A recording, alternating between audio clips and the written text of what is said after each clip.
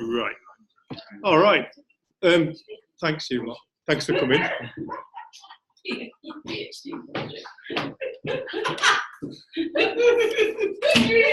No, I didn't hear anything. I'll tell you after.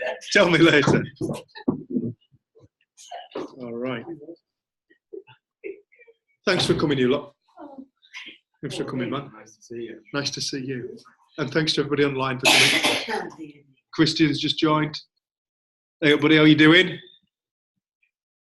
Hope you're good, man. Thanks for joining us, everybody. We've been really slack on advertising this, so I don't think anybody really knew it was on. So we've got this very quiet room, haven't we? We've got 5 people. Yeah, we got 5 people. I went to the toilet and came back, and it was just you sat here with about 12 chairs on your own. Yeah, it looks very sad, but yeah, no, we really need to kind of get more on top with the promotion, don't we? So thank you everybody for coming. Today the topic is, but in all fairness, we're totally open to questions, and if anybody wants to talk about anything, we're open to that tonight. If anybody's bringing a specific problem to the table, if anybody wants to talk about something specific, then where do the principles fit into this? How do the principles fit into that? Can we talk about whatever?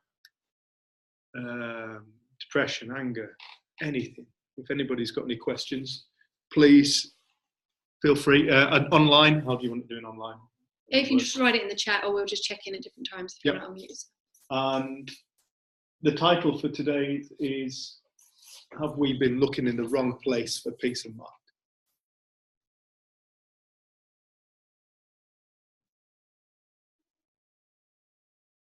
That's a huge question, isn't it? What is peace of mind? What is peace of mind? That's a lovely question, Sue. Do you want to start? No. I can see where this is going tonight. What is peace of mind? So yeah, that's a good place to start. So we'll start with, what are we talking about when we talk about peace of mind? We could talk about like a kind of an opinion that people kind of carry around with regard to what is peace of mind. But we would also like to talk about what is peace of mind from what we've come to understand. What we have come to understand about life, and how peace of mind doesn't necessarily mean that we will be experiencing a certain kind of feeling. Peace of mind comes more with an understanding. And this understanding that we are trying to help people recognize within themselves, what we're talking about is something that is fundamental to our very presence, to our very existence. That there is this source within us that cannot be damaged. That regardless of how life has shown up to us throughout our lives, there has always been this thing where when life has appeared difficult and impossible, and we've tried to figure it all out, where we're going to go, how are we going to get past this, how life has just continued regardless.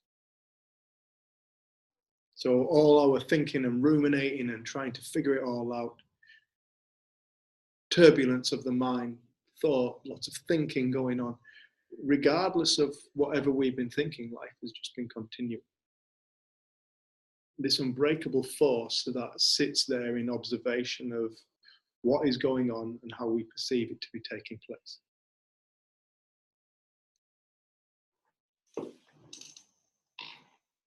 So with that in mind, Sue, with what you just said, what is peace of mind? What we want people to start to find is peace of mind regardless of circumstance and feeling. It's a very different kind of approach to what most people would be looking at for peace of mind. Most people would think that peace of mind is feeling happy. Okay, so but what we're going to be talking about is, it is possible to have peace of mind even in the midst of absolute suffering. It's not something that you can do. You cannot make yourself have peace of mind. If we could make ourselves have peace of mind, none of us would go into these kind of feeling states that we don't like. We can't make ourselves feel happy. We cannot make ourselves feel peaceful. But as we start to recognize the nature of what life is, how life actually truly works, what comes with it is a logical kind of understanding. And this logical understanding is the thing that carries us and brings us peace of mind. For example, one of the things that really strikes me about human beings is they fear the unknown. We're very quick to make up a future that we don't know yet. We will create scenarios. We will live in the what ifs. What if that happens? What if this happens? What if they leave me? What if they do this? What if I do that? Spent a lot of time there myself. But as we start to gain understanding into the nature of the mind, consciousness, the nature of thought, as we start to gain understanding into that, it brings us knowledge. It brings us like more circumspect knowledge, more understanding. So when people start to recognize that something very simple, for example, that can be absolutely enormous for people to recognize that there is no such thing as a future outside of our construction of our mind. There is no future and there is no past. That understanding will bring us peace of mind when we start to ruminate, when we catch ourselves with that recognition and with that knowledge that the future and past are thought. We can't look out the window and see the future in the same way as I can't look out of that window and see the past, simply because they don't exist. There is just the ever-present now.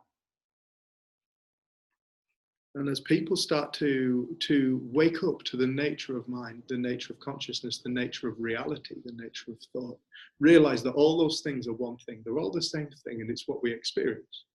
It's what we call our life. As people start to wake up to that,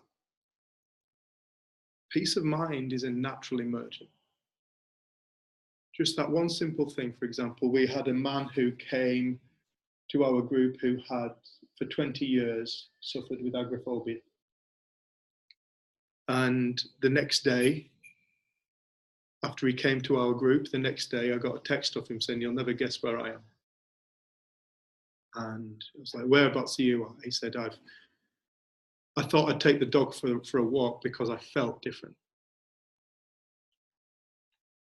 And I said, "And where are you now?" He said, "I was going to go to the end of the street." He said, "But I'm at the far end of town." He lives on Holgarth, which is the top end of town for people who know Kendal.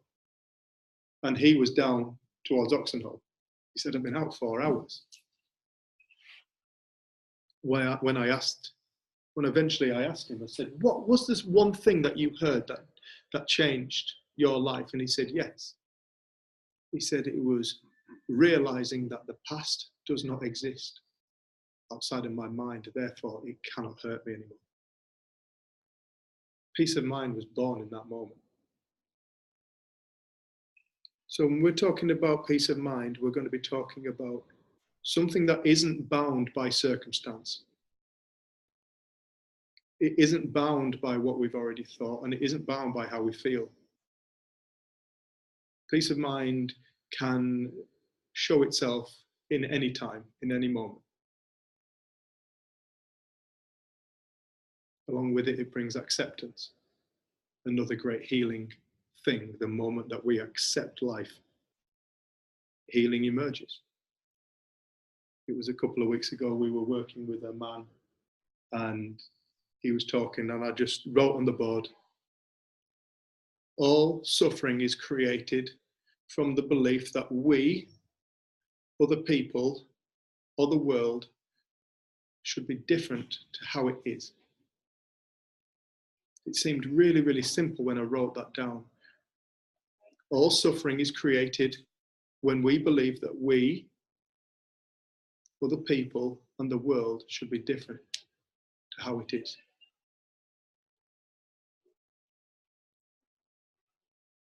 When we believe that we should be more like, when they should be more like. They should think like this. They should think like that. I should have more. The world should be more like this. The moment we start getting into those realms of thought, we start to find ourselves going into these realms of suffering. Hiya, love. Hiya. Come and sit down. You're all right. Welcome. Welcome. Nice to see you.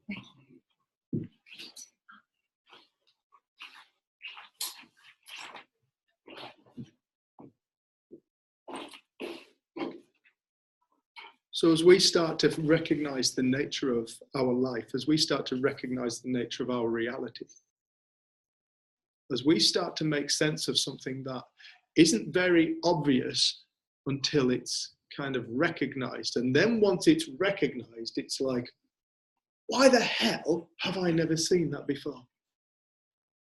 It suddenly takes the most obvious thing in the world and shows it to us. And this obvious thing is our reality, the way that our reality works. Understand this is, whenever we talk about consciousness, mind, or thought, we're only ever scratching the surface of something far greater than anything that we can possibly comprehend.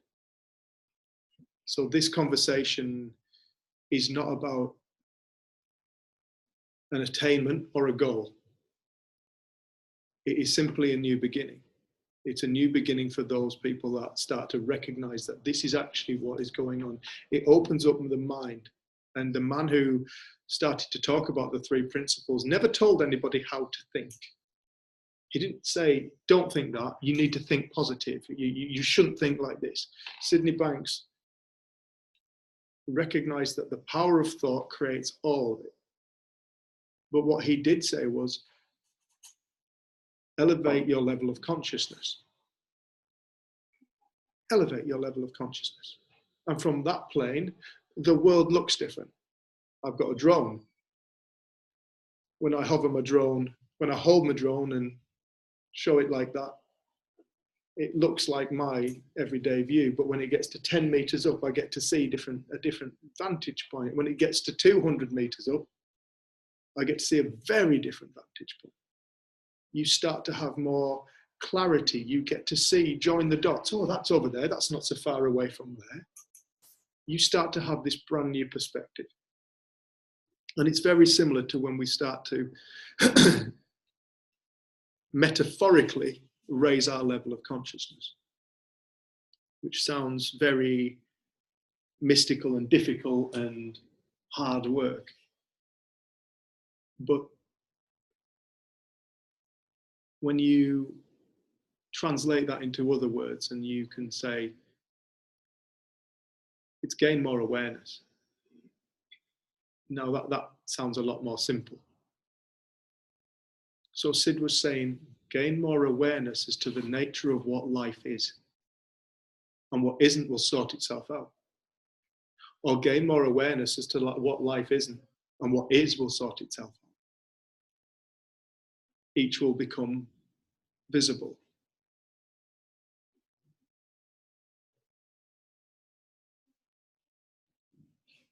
Nothing yet.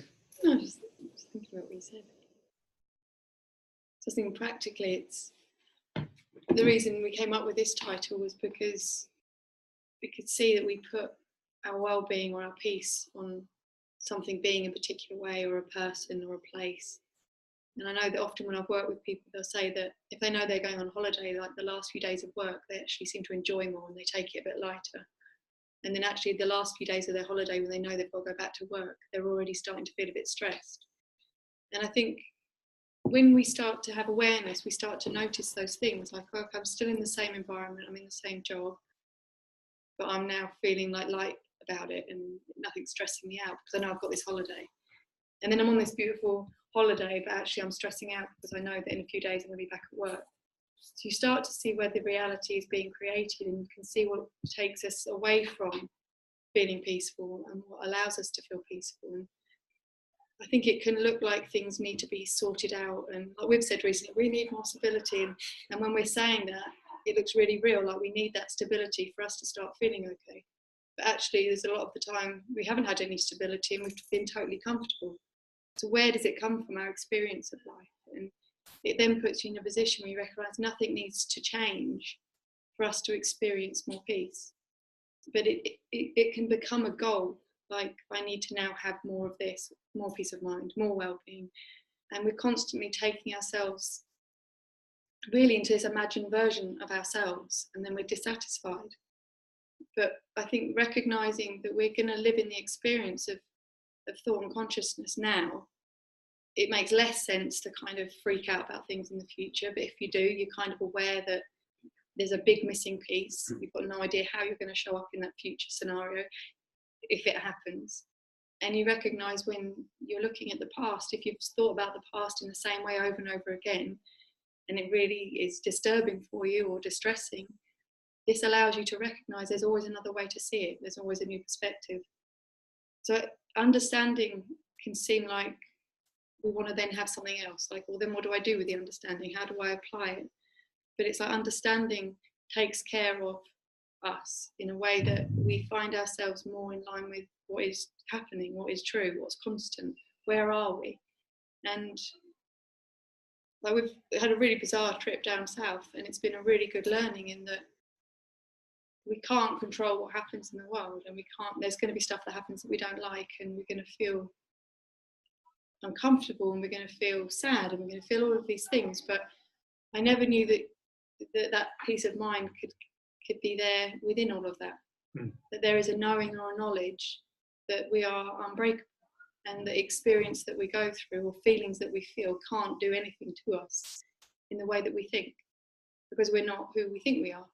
There's this soul or spirit or source, or however you'd like to call it, that's been there since we were born. And it can look like life circumstance or the way that we think or the character we've created is in some way going to affect that, because it feels like it does. But I think you get to see more and more what if we can have something happen in our lives that we don't like, and we can really suffer, but then we can overcome it and feel different about it and see it differently. So that the past hasn't changed, but our experience of it changes. You see that we've always got this gift to think again and think again and think again, and life will always continue to look different through that.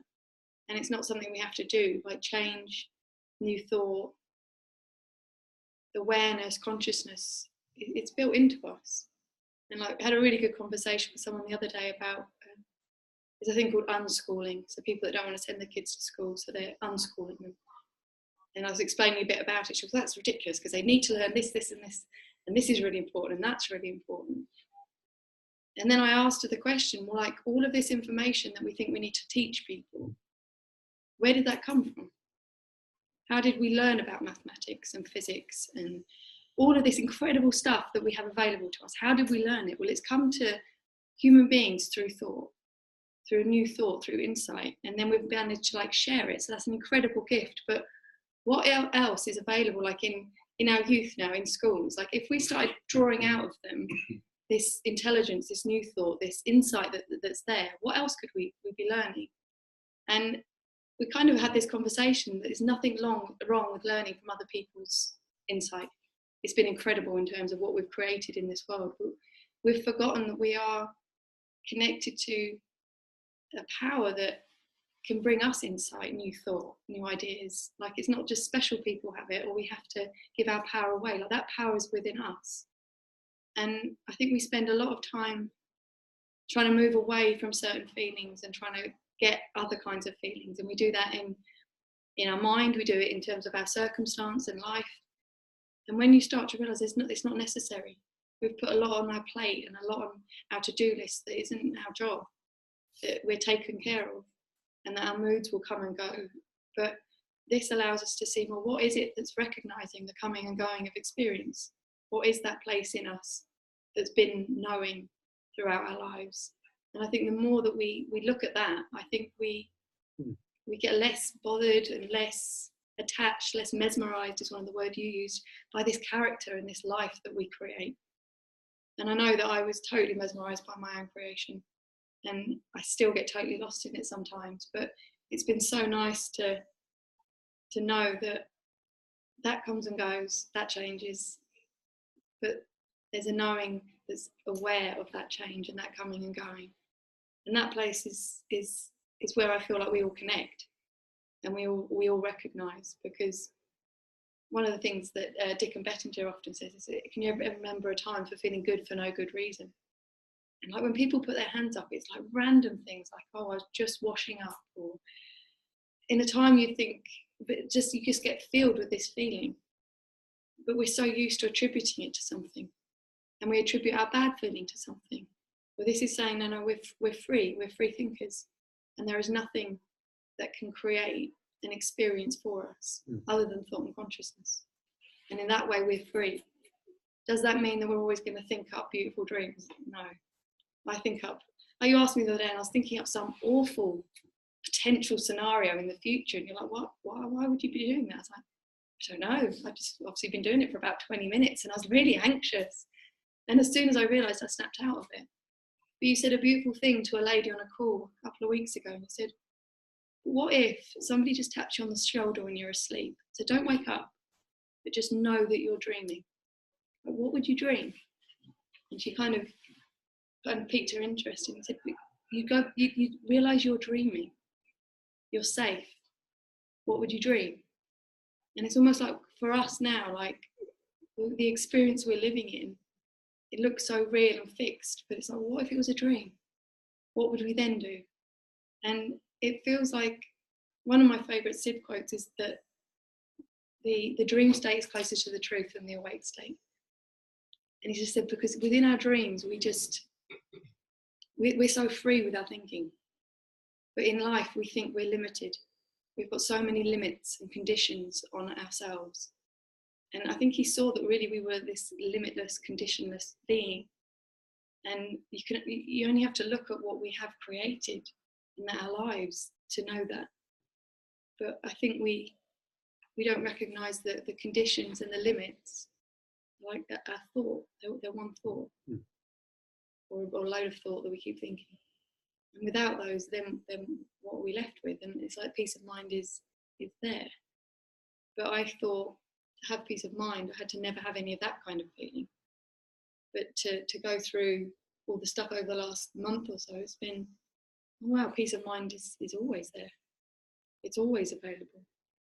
And it's that observer, I think you called it earlier, like that observer. What is that observer in us? Watching all of this come and go. And I don't know, as we get interested there, the coming and going seems less important, and we don't just stop, we keep moving, and we have insight and we grow. When we were down south this time, we saw Jen's niece. She's 11. She's one of my best mates. I love her to bits. I miss you, Ish. I said, I miss you when we're not with you. And she went, I only miss you when I'm thinking about you. That was very humbling. But it's true. It really is true. It's like, it really kind of gives us a glimpse into that statement, what Ishka said, I only miss you when I'm thinking about you. It's the same thing as an addict only craves a drug or a smoke or a drink when it falls into their consciousness, when they're busy doing whatever else they're doing whatever. There's no substance on their mind. There's none of that behavior on their mind. Only when does their thinking fall onto the substance or whatever, then they start to feel it. It really gives you an insight into the nature of how reality is created. And as we start to gain more understanding, and like I said at the beginning, this is a limitless thing. You know, it truly is a learning that once we start to recognize something, once we just gain one little insight into this, the teaching just happens through us. The learning just happens through us. maybe not in our time frame, maybe not on the subject that we would like to learn about. But nonetheless, there is this evolution that takes place within an individual that generally orientates them into this direction of like wonder and beauty and amazement. We start to notice things more. As we start to come out of the future and the past, we naturally become more present. As our mind, as it becomes less logical for us to try and figure out and live tomorrow today, as it becomes less logical for us to try and live next week today, next month today, next year today, the rest of our lives today, we come across people who are trying to plan their lives. And we're not saying don't make plans. Make plans. We're making plans to possibly go and work in the Congo, aren't we? So it's like we're having conversations at the moment. We're making.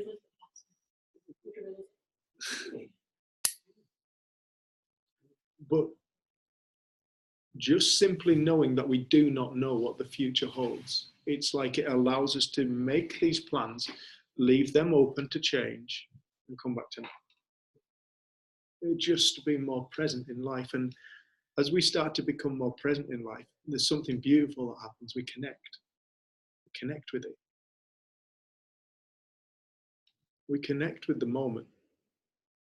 And the moment is the place that is always taking place. The moment is the thing that's only ever happening. It doesn't go anywhere, doesn't now. It never has. There's just this illusion of time created within our own mind, thought, this ability to remember 10 minutes ago, 10 days ago, 10 years ago. It's a thought. And I feel like as we start to recognize the nature of this stuff, it's like we naturally become more present in life.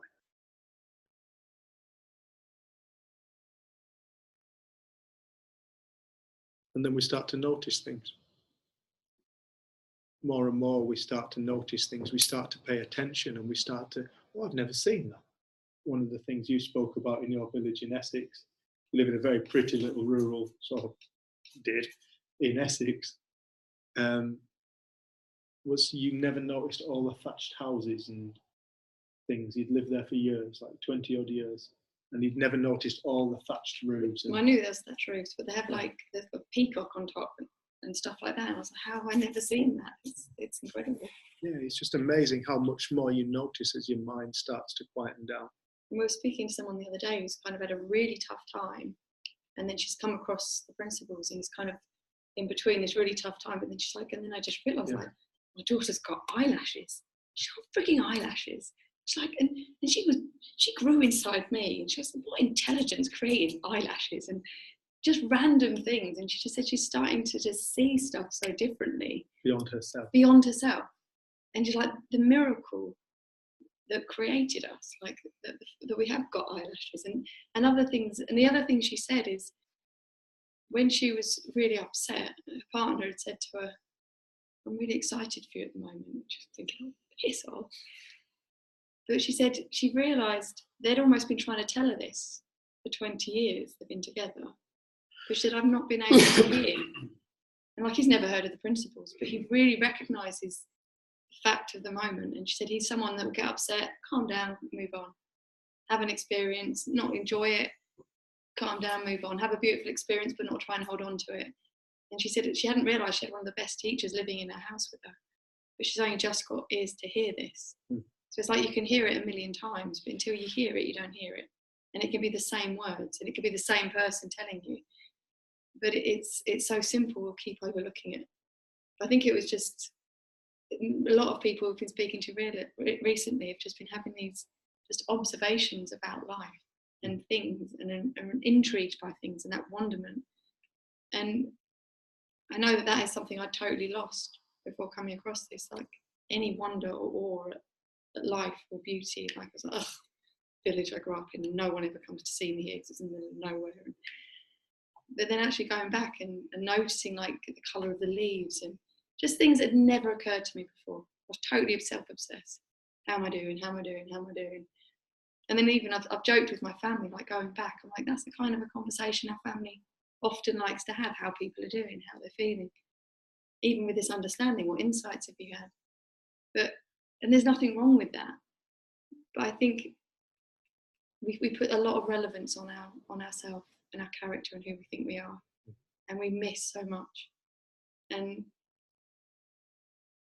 it's not through trying. So I know, I used to try and do mindful practices and all those kind of things, but I couldn't even do the meditation where you're supposed to count from 10 to 1 without letting your mind wander. I never got past about 7. So I'd already be off in some kind of dream about something to do with myself. And you see how our minds do just wander, but when we find ourselves really present, like time, it can seem like time expands, it can seem like time goes to nothing. So you see even our experience of time is this power of thought creating. It's so much more than what I thought. Like this used to seem like a really beautiful sort of psychology or spirituality to have a nicer experience.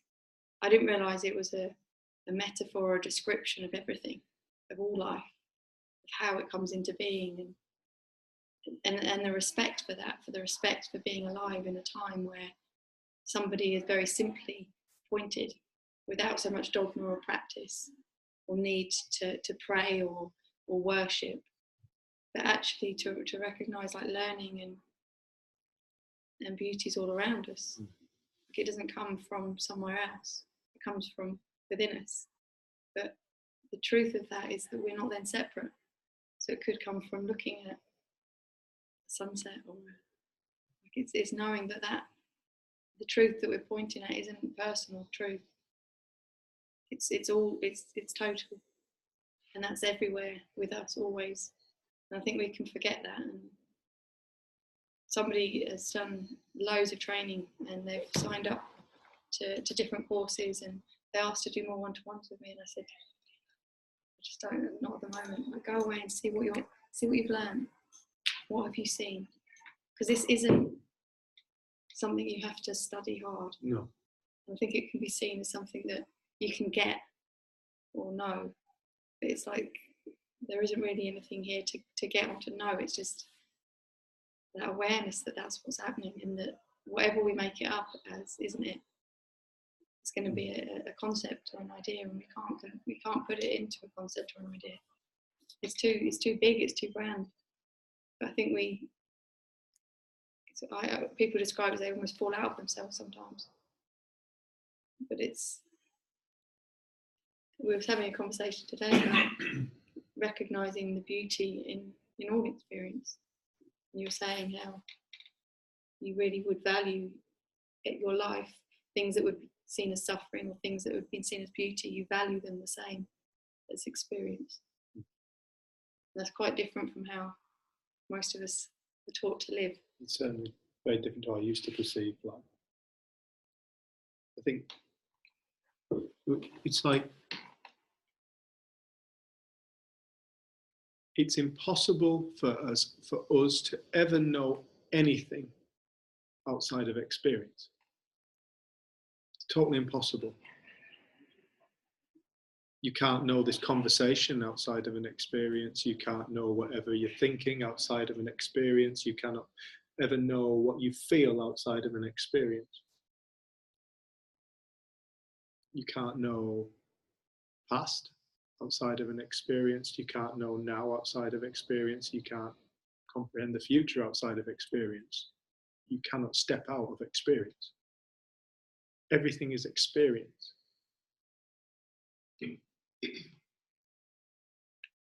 Everything we do at work is experience. Everything we do when we come home is experience.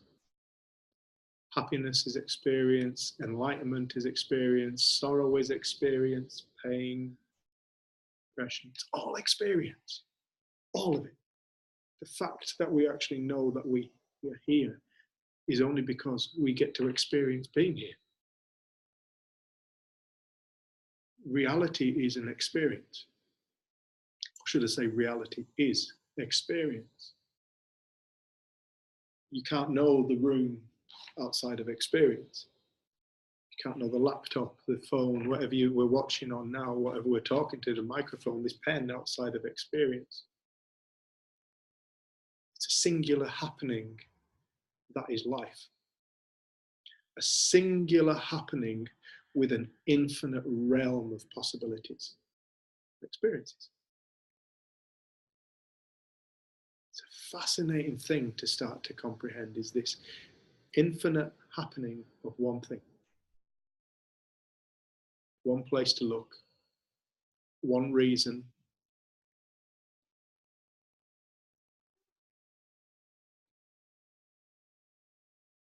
It's quite a mind-blowing concept when we really start to look at it. But everything is experience.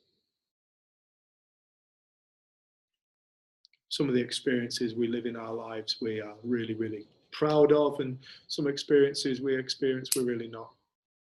Some experiences we're happy about, and some experiences we're really.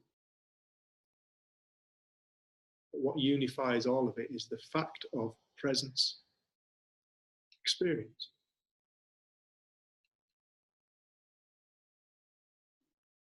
It's all an illusion of our mind. That's what experience is. Whatever we think creates the experience of whatever we are observing. So whatever we think about this pen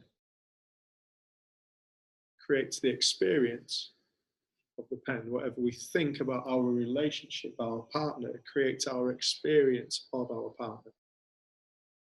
Whatever is happening within our consciousness at work is how work will appear to us. Finance, the same. Houses, the same. Environment, the same. It's all a creation of mind. Our creation. We have been, for so long, in the psychological fields, we have been told that the past can damage us and that we are breakable, and that certain feeling states are illness. But when you bring all experience back to experience, a happening of mind, a thought, construction, creation, consciousness expression, the mind doing what mind does, you can see that depression and joy are ultimately the same thing. They're like two sides of the same coin. You cannot have joy outside of an experience. You cannot have experience outside of consciousness and thought. You cannot have depression outside of experience. But you cannot have depression outside of consciousness and thought. There is no outside of consciousness and thought. There's no outside. We can never know it. You can't step out of it. This is life. This magical display of consciousness is the life that we live. Our experience of life. There's no outside. There's no outside of this. This isn't something that human beings have invented. It's not something that we created for ourselves. It's something that created us. We are created as it. There is an intelligence beyond our intelligence that created our intelligence because it exists. Now we're going into the realms of things that our mind cannot comprehend. But they are there simply as proof, simply because our mind is here. Because we get to experience a reality. There is a reality beyond our reality that is true. My reality is not true. It appears true to me. The way I see the world appears very, very true to me. The way I perceive myself looks very real. The way I perceive other people looks very real. But when I speak to other people about other people that I know, they perceive a very different person. We have conversations around money, and What one person thinks is a lot of money, the next person thinks is nothing. You start to see that there is no true reality. The problem is we get confused and think that there is a true reality. We think that there is such a thing as a normal human being.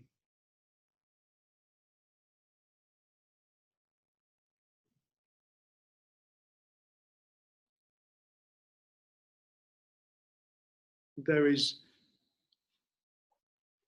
a reality beyond our reality. And that is a true reality. Because the reality is that we are all a conscious state. That's the reality. That doesn't go anywhere. That's never gone anywhere. It literally covers the entire planet. A conscious state.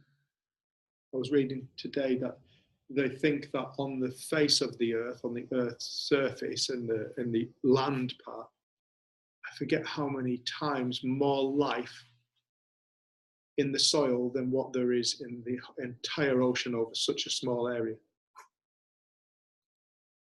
Just pure consciousness scattered all over the earth. Life, consciousness taken on all different forms. Plants, animals, fungus, bacteria, viruses, all these kingdoms that we are aware of in science and the kingdoms that we are not.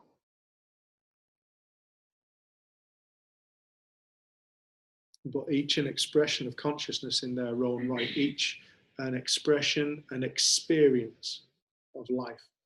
Very different to our own, most of them, I'm guessing. I know that yours and mine's very different, and mine and my sister's is very different. And the way that my mother and I see the world is often poles apart. But each of us, and these are people that I know, these are people who I've grown up with, but each of us think that our reality is real. But what we're starting to, hopefully humanity will start to wake up to, is that that's not the case. It appears real. It certainly does appear real. We've been having these talks about the Congo, and somebody found out about the work that we've been doing in South Africa and asked if we go out to the Congo. And it is a country at war with itself. And you see just a simple war is people believing that the way that they see the world is right and the way you see the world is wrong. But there's nobody who goes to war thinking they're fighting on the wrong side. Everybody believes in their cause. So what we've got is a stalemate of thought that comes to a head in the form of violence. But it's simply because people think that the way that they see the world is true. As more people start to recognize that the way that they see the world and the way that they perceive themselves is not true, it's simply a manifestation of consciousness in a moment. Now we can hold on to that and we call that a belief. We can carry that through time with us. We can assume that's who we are, but we will never be that. We will never be what we think, and we will never be what we believe. We will always be the force that thinks and believes, the force behind it all, the observer of the thinking, the observer of the thought, the observer of the belief. The same thing that is the observer of the sunlight within the tree, the observer of the changing seasons within the bulb, the observer of whatever the hell a swallow observes when it flies from South Africa back to the eaves in Great Britain that it was born in. Whatever all that is, that's what we are. And in that, like Jenny said, we are one. We're common. That's our commonality. It's only the illusion of our mind that thinks it's something different.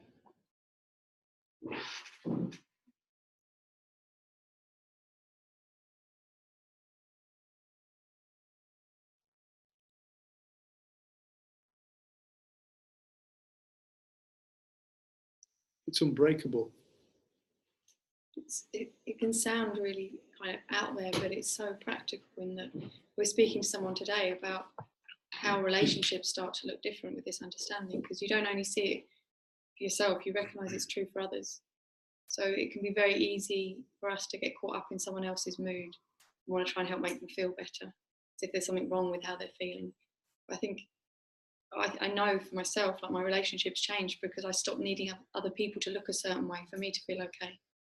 And like, I've loved watching my sister with the kids when they can have massive tantrums, but she doesn't, not always, but she often doesn't buy into it. And it's like, you're allowed to feel like that, but can you do it in your room?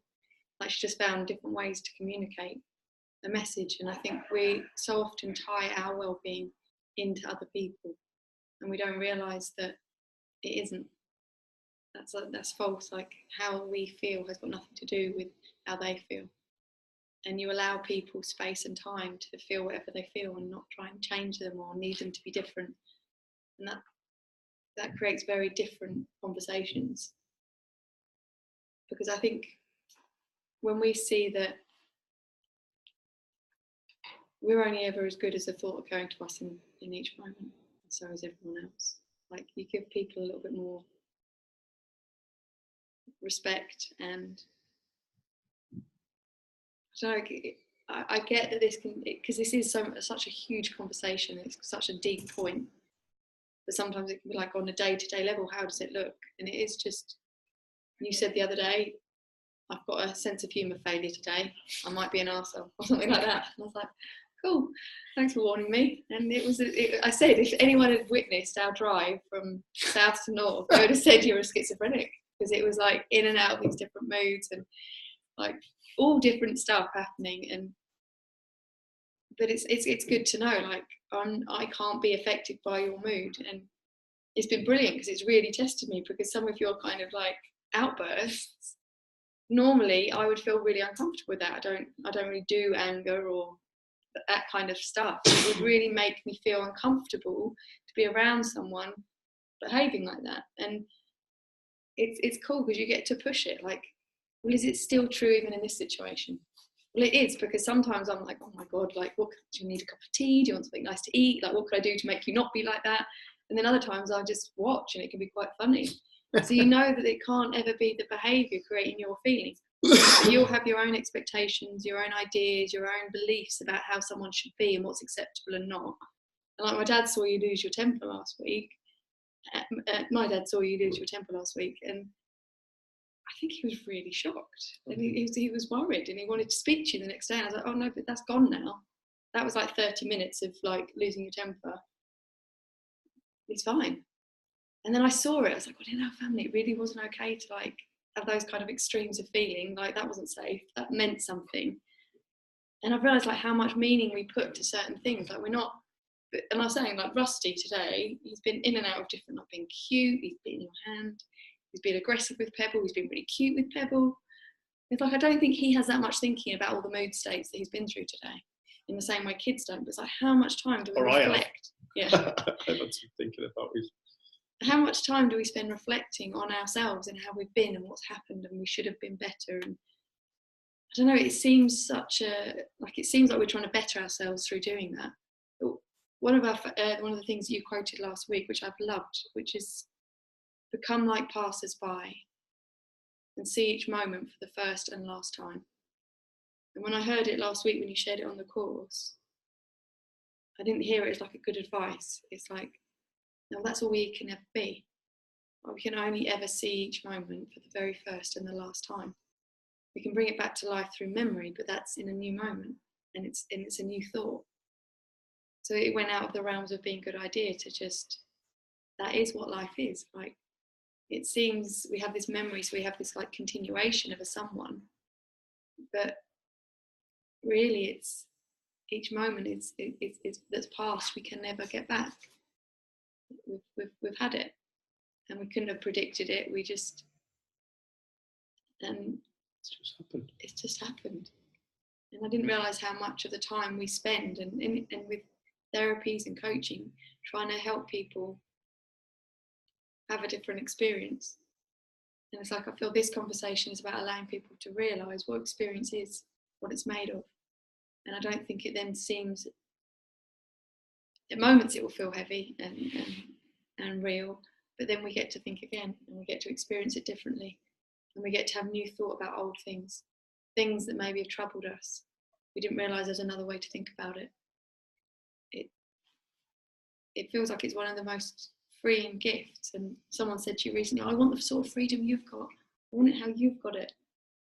But I don't want to feel these. And I'm like, well, that's not the freedom we're talking about. I want the freedom that you have. I said, oh, what's that like? Anyway, you're always happy. I said, that's not freedom. I said, freedom isn't confined within the realms of a certain feeling state. I said, that's like putting walls up either side of you and saying that you're free. I said, no, the freedom that we're talking about is you are free to go out and experience life. Life's going to appear difficult at times. It's going to. It's part of life. There's going to be things that come that get brought to our table or brought to our doorstep that we are not going to enjoy or appreciate. This is part of life. We need to understand that. We don't need to positive think our way through it all. We just need to understand that sometimes life's going to be difficult. It just is. You can't always have a beautiful perspective on life. There is going to be things that come and test us. And we all get tested. But the thing is, we are living in this deluded idea that we should be happy all the time. And if we're not happy, then there must be something wrong with us. We're not functioning correctly. We've got a chemical imbalance.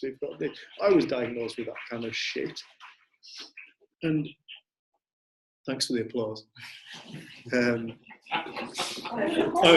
thought it was a brilliant point. But we have sadly got to the point where we think that that the soul can be damaged, because ultimately that's what we are. We are at this consciousness state.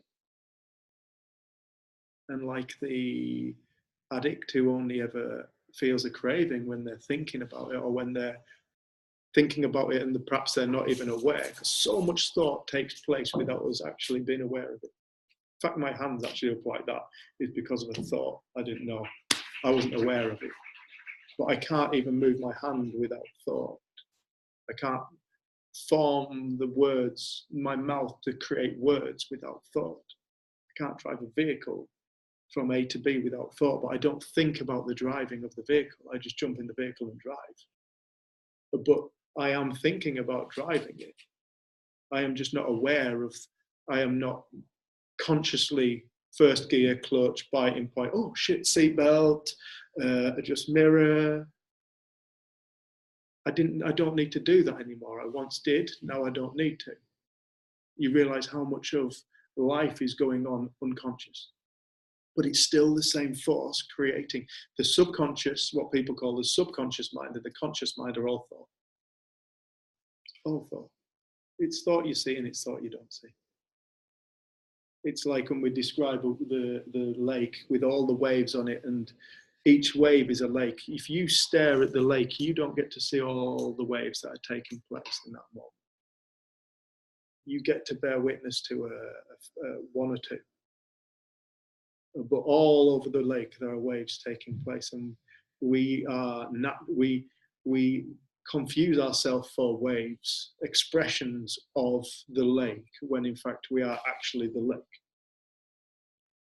We are actually the source of all experience. And you can't get life wrong. We can't get life wrong. We can do shit behavior that can land us in trouble. I mean, I've been to prison, and you can't get life wrong. We will have feelings that we don't like, we'll have circumstance that we don't like, but it's not life being wrong. It's life doing what it's doing, and where we've got whatever thinking about it.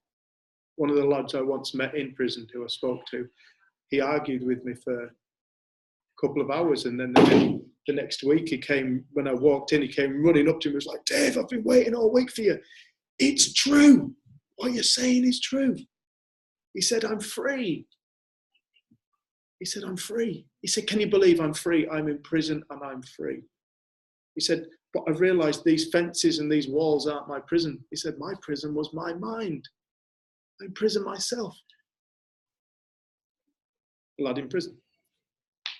Can't leave the building. There for a few more months or years. But he was free because he recognized that the prison was in his mind.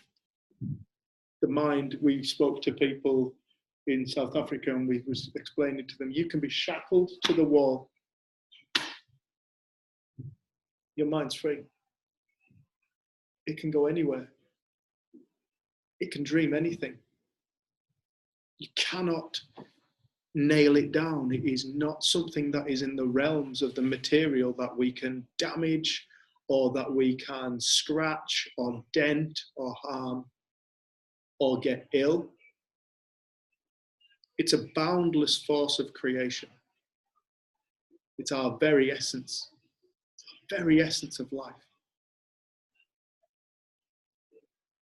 But we spend forever looking at the content of our mind. What about this thought? What about that thought? What about this thought?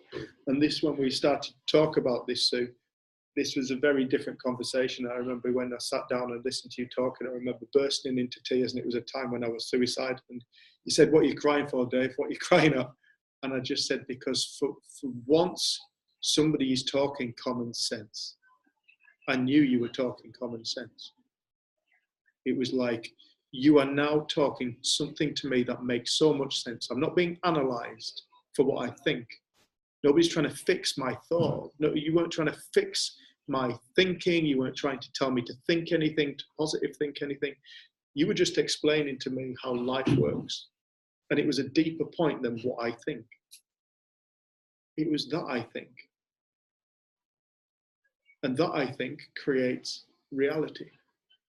So all my suffering, it was such a beautiful thing to wake up to, that the suffering that I experience isn't a consequence of what I've been through. It's not a consequence of what I'm potentially going to go through. It's not what I've done, but it's what I'm living in the experience of in any given moment. And it is such a great realization to realize that the only thing we're ever up against is a thought creation. We're not up against the world. We don't need to fight the world anymore. We can take that one off our to-do list to change the world. You change the world the moment your mind changes. The world changes, because the only world you know is within consciousness, the world you create. That's how the world looks to us. It's how the world is, how we think about the world. And that's such a beautiful thing to start to wake up to. I just want to see if there's any questions, either in the room or online before break.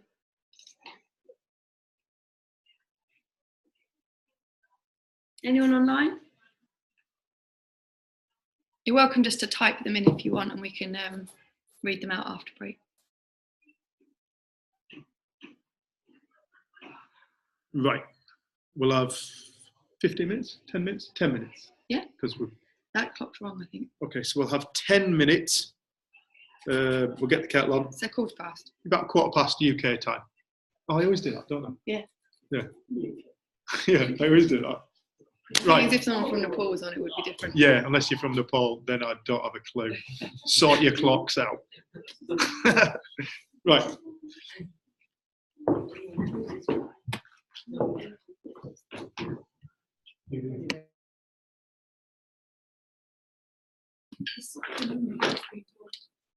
I'm just watching you go. Fascinating. Are we back on? Yeah. Cool. Has anybody got any questions? What was I on? Oh, you'll have to wait and see. Mum. Any questions online, anybody? Hello. How are you doing, Anne? Good. Good. Well, if there's any questions, type it in. In the meantime, Anna's an artist who's waving. Is that our Anna? That's our Anna. Could you think it out? Hey? Hi, darling. I can't see my bed.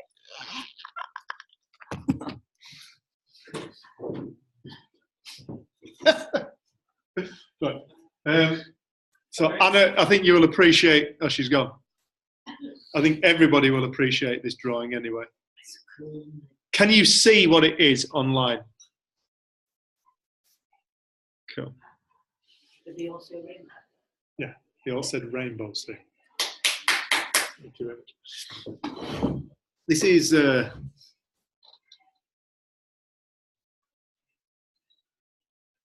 feel like when we look at rainbows, they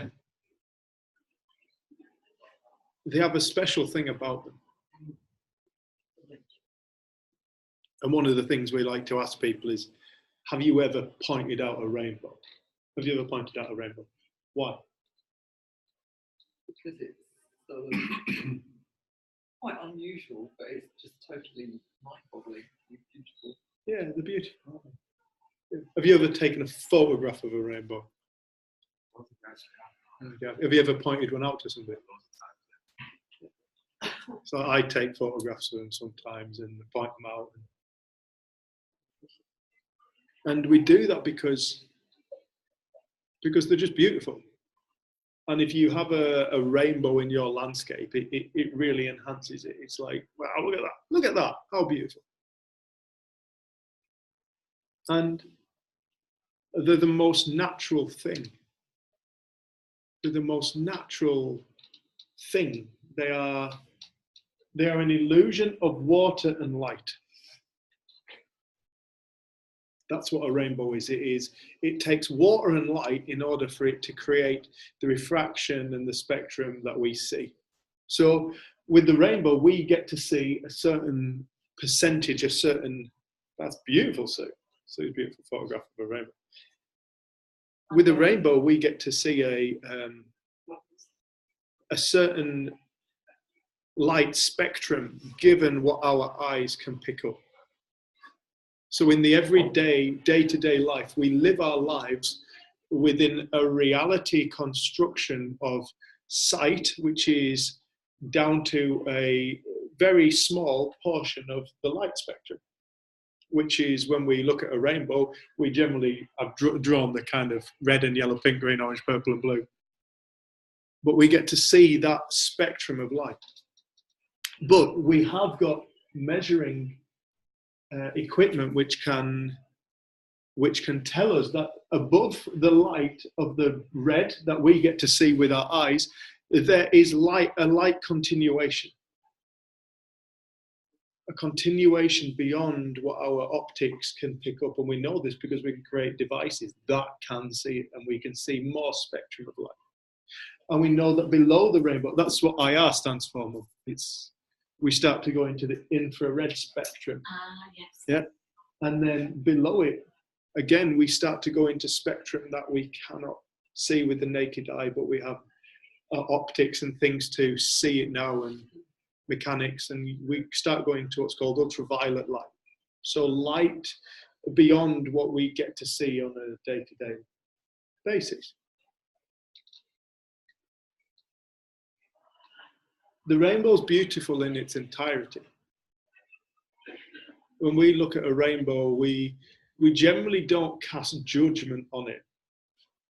Like, that's a really cool rainbow, apart from the orange, purple, and blue. That makes it shit. We don't do that. We go, it's beautiful in its entirety, in its totality, in its most natural, total state. So, if for a moment we were to swap, rather than that being water and that being light, we were to change that to thought and consciousness.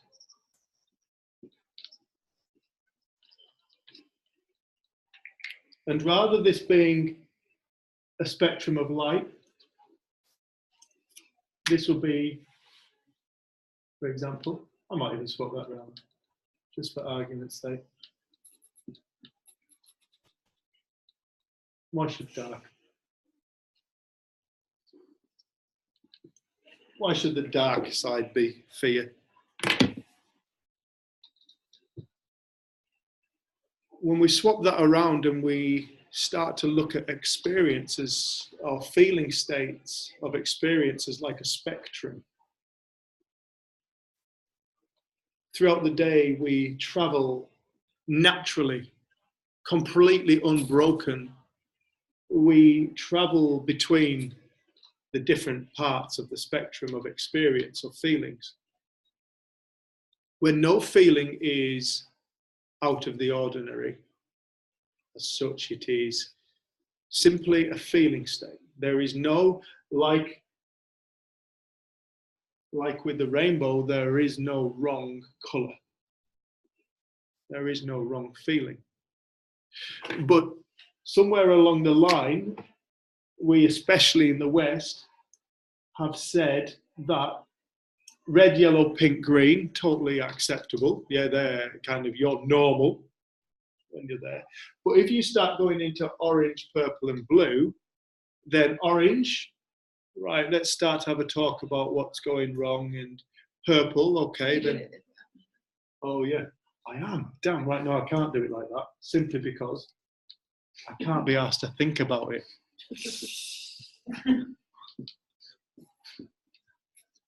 Yeah. So we've said that orange, purple, and those trying Trying to be clever. to be clever. No. Don't try and be clever, Dave. Orange, purple, and blue. Once we start getting down to blue, we're like, well, you've got a serious problem. If you're feeling those feelings of blue, then you're ill. So what we've kind of created is health, illness. Okay, within this spectrum, we have taken this spectrum and we've created a healthy end of the spectrum and an illness end of the spectrum.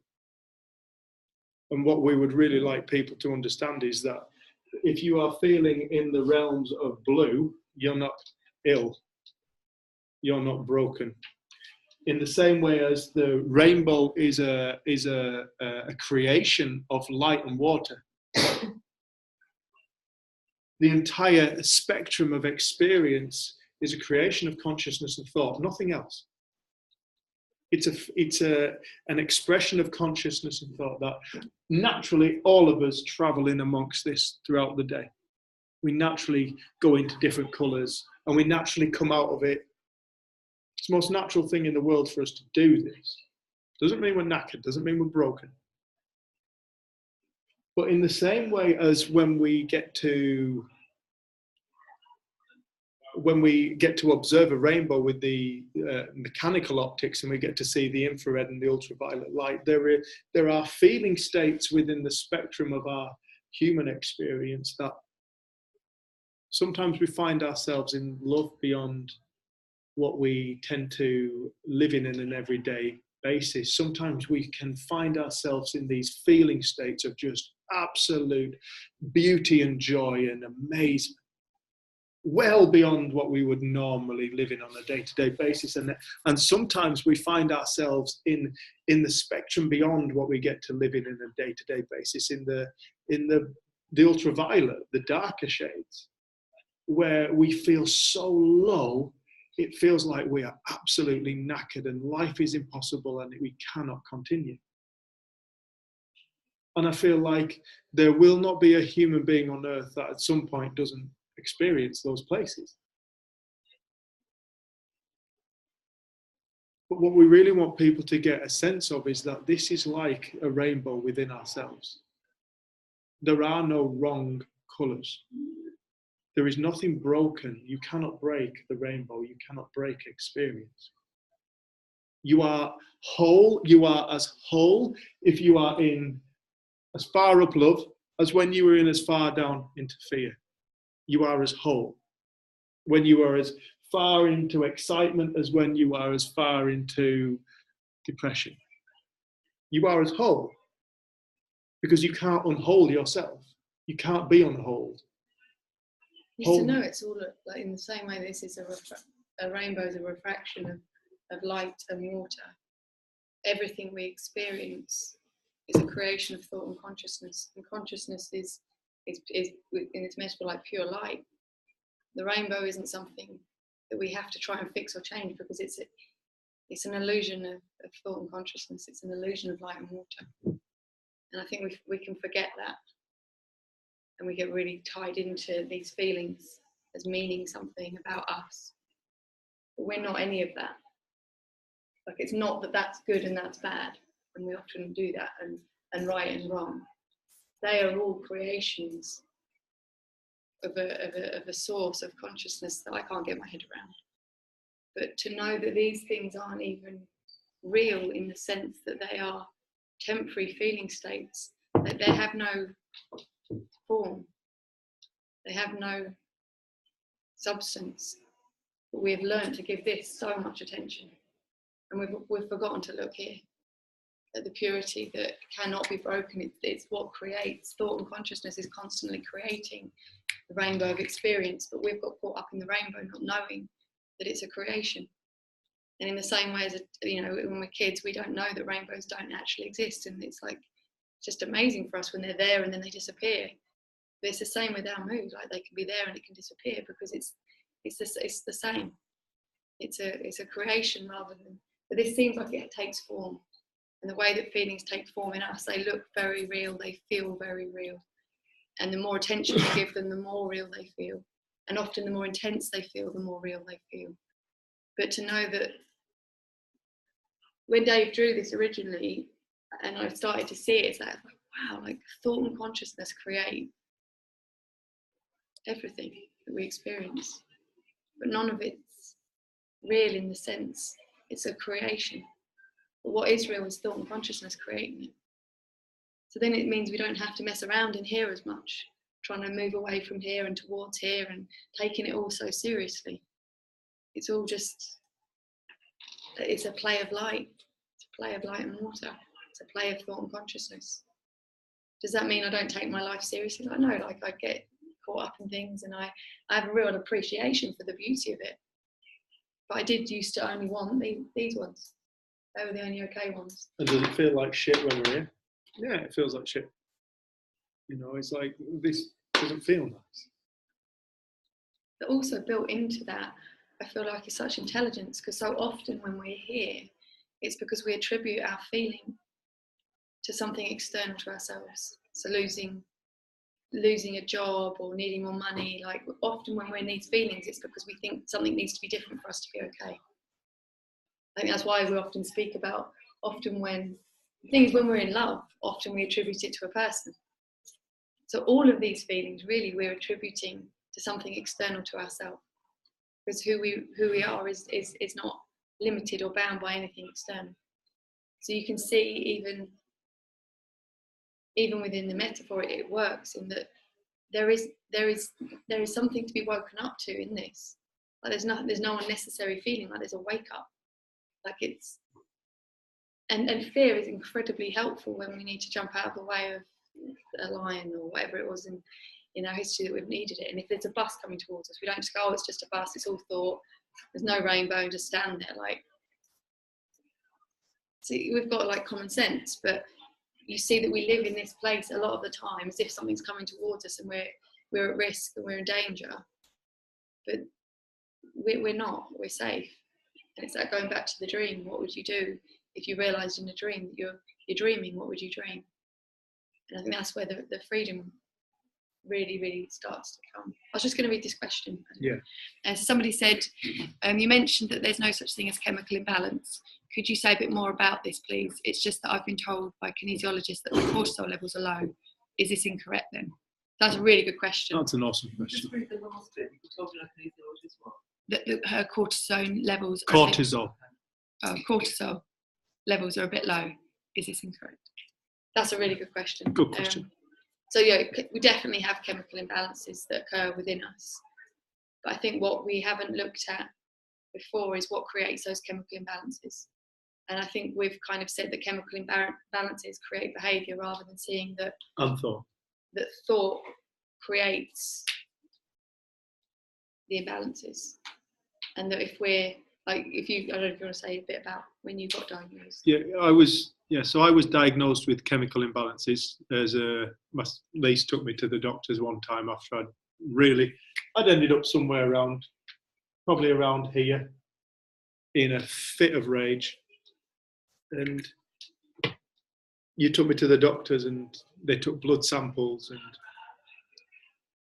when they came back a couple of days later, I got this phone call and they said, we found the reason for your anger and your depression. And I said, okay, well, what is it? And they said, you've got a chemical imbalance within your brain. Your brain is overproducing adrenaline and cortisol. So I was overproducing cortisol, not underproducing cortisol in this case. And I said, can you fix that? And they gave me tablets, and I remember taking these tablets and then going to my sister's wedding and sitting there at the front of this church watching my own sister get married and just having this complete numbness to life. I had no feeling. And when I woke up to the nature of consciousness and thought, when I saw it is all thought and consciousness, there is nothing else. There's nothing else.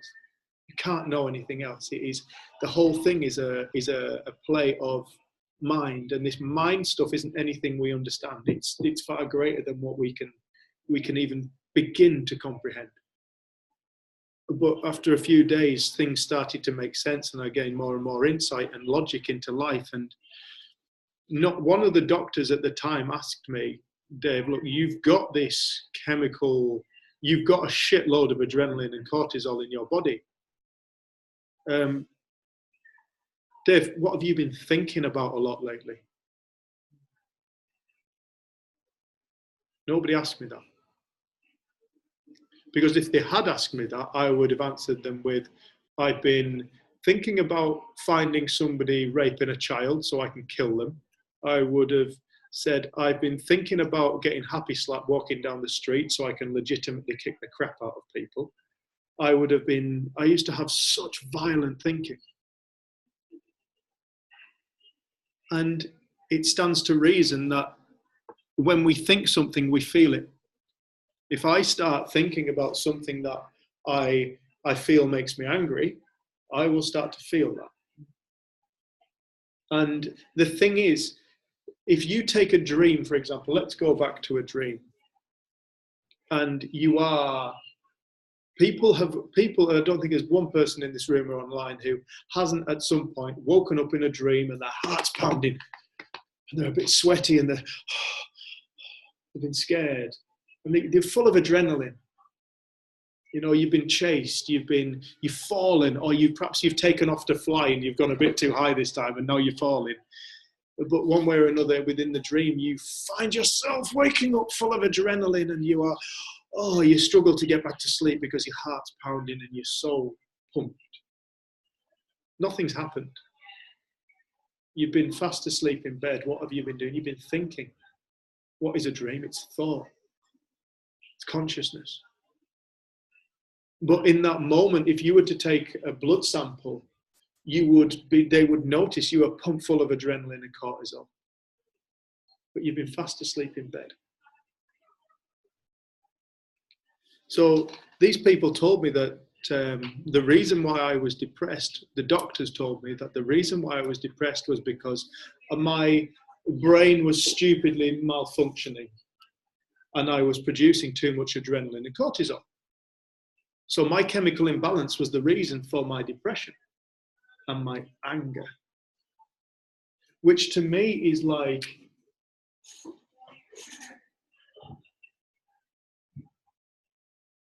it's like, imagine a tree. It's probably a really crap analogy. A tree like that, it's missing something, it's missing roots. So what they've been looking at the entire time is what's been created. So the chemicals that have been created within my physiology, but they weren't aware of the creative force that tells the brain to release what. So in the same way as when I'm in a dream and I am experiencing, say, for example, somebody chasing after me in my dream with a knife. I'm running away and I'm scared. I will feel that like it's true and real, and my body will respond accordingly. I will release those chemicals. This is why we do wake up from these nightmares, because we're suddenly flushed full of adrenaline, and then we're like wide awake. What's happening? What's happening? The body doesn't know the difference between what we dream and what we live in an everyday awake state. Because the dream state is thought and consciousness, and the awake state is thought and consciousness. The body is going to respond accordingly to both, as though both are true and real.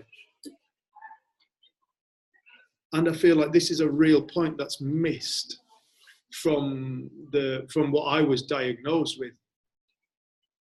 So that's not to say that, however, that's not to say that these chemical imbalances aren't real. If you were to take a sample of me and create a mean over time, you would say I do have higher and lower fluctuations of these chemicals. That took place. I did have a lot of adrenaline and cortisol, but my point with this one, Angela, was the chemicals are not the cause of my depression. The chemical imbalance wasn't the cause of my depression. It was a response, which is a very different thing.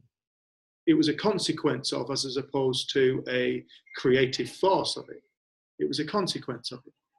So when it comes to, you've been told by a kinesiologist that your cortisol levels are low, I honestly don't know in terms of like when people start to get those kind of things. I am not somebody in a position who can possibly comment on that. I can comment on what I've personally experienced within my own experience of, I've been told that I've got chemical imbalances that have created mental illness, and I can give my staunch opinion, is that even the right word, my opinion that is completely false, but I honestly couldn't pass judgment on whether in your case it's correct or incorrect. My point with what I was saying was that your chemicals do not create depression. They're a consequence of thought. The body responding to thought, to an experience created within consciousness. So I hope does that make sense? You add anything? Makes sense. That's clear as mud. I think just like there is nothing outside of thought and consciousness that we can know, but so much of it is invisible to us that I don't know. What I will do is I'll post on our Facebook page a link to a psychiatrist speaking about this who knows a lot about chemicals in the brain and things, and it's such an incredible talk, and he talks about how we can turn genes on and off with thought, and so way beyond anything I'm qualified to talk about, but it is really, really interesting. And yeah, she's saying it does clarify what you said. All right, cool.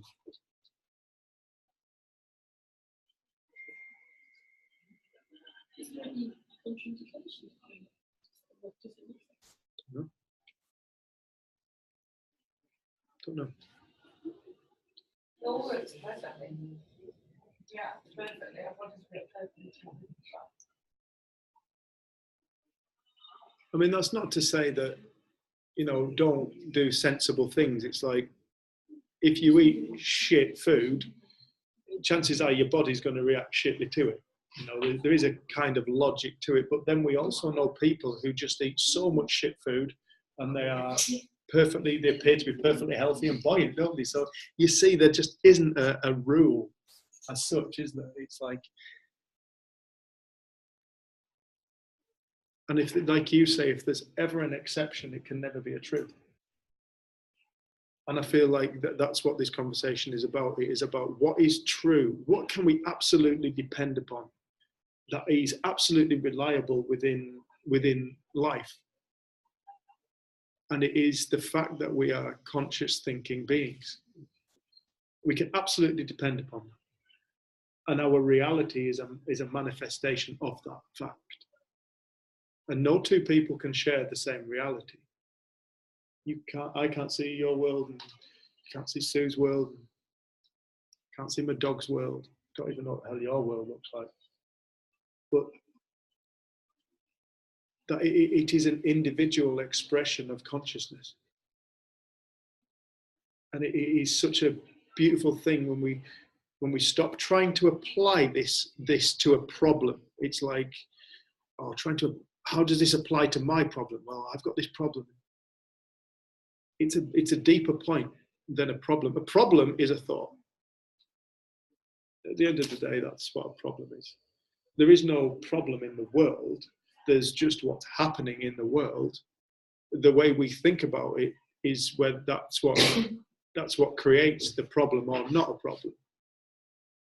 So there is no problem outside of the mind.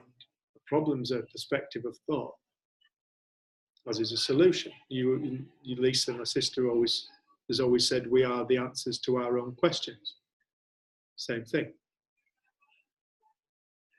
But when we stop getting so interested in our problem, this problem, that problem, how does the principles apply to this problem?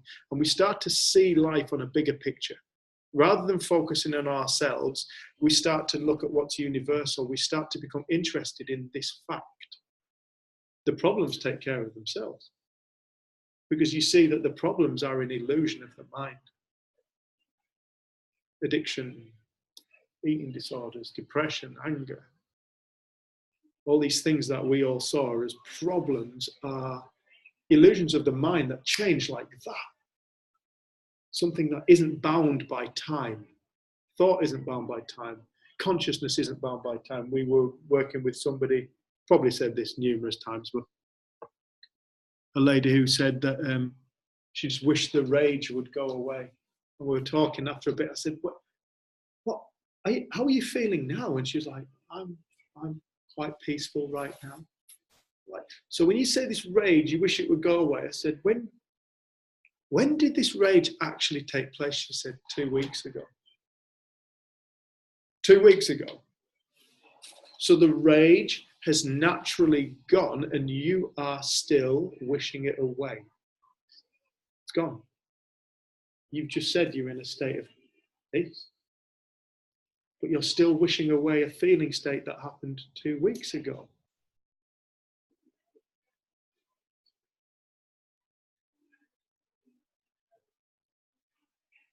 The bigger picture, when we stop focusing so much on ourselves and we start to, like Jen said, how am I doing? You know, constantly checking how am I feeling? I'm feeling good. I must be doing life all right. Okay, I'm doing life all right now because I'm up here somewhere. I'm doing life all right. Oh, but now I'm feeling like this. I'm doing life wrong again. No, we're not doing life wrong or right. Wrong or right, again, is a perception of thought. It's an idea. It's thought that looks real. As does thought. That's how reality is created. That's why it's called reality. I was thinking as well a little bit about that question. It's not really in the lines of that, but just in terms of thought is so much bigger than we think. So I always remember we were at a school disco when I was about 14, drunk an awful lot. And then my cousin, who was a year below me, so she would have only been like 13 or something, had collapsed in the toilet because she'd drunk way too much. And then my dad was the headmaster at the primary school in the same village. He had a disco that night, so he was the person that was called. And I sobered up so quickly. I was like totally alert, knew what to do, had normal conversations. But, you know, previous to finding out that my cousin had collapsed in the toilets, I was like falling over and really, really drunk. And I was like, wow, something happened within me because it needed to wake me up. And I would have thought I couldn't have sobered up because I had all this alcohol in my system.